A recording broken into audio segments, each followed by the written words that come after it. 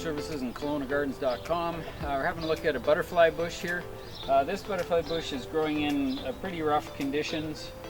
It's actually only been watered once this year. Of course, we've had some rain this year, but it's growing in literally like a rock pile. It's really poor, heavy, dry clay underneath. But as you can see, it's doing quite well.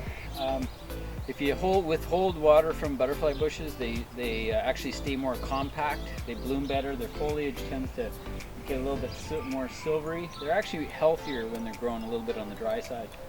You can see the massive size of these blooms on these things. It's just unbelievable. Like, you know, like those are really nice size blooms. They're just starting to open here too. So they open at the bottom, extend out to the top. But very, very good plant, great for the Okanagan. The deer won't eat this one typically. I have seen them when they're growing too lush and soft that, yeah, sometimes the deer will nibble on them. But it's not one of their favorites. But they bloom all summer. They smell beautiful. They have a really nice fragrance. And again, this thing has had literally no water. I just watered it about 2 days ago, first time this year. And it's July 22nd today.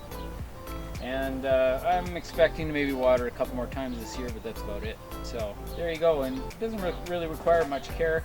I clean it up in the spring, cut out the dead stuff, but that's about it. So that's a butterfly bush. There you have it. Thanks for tuning in.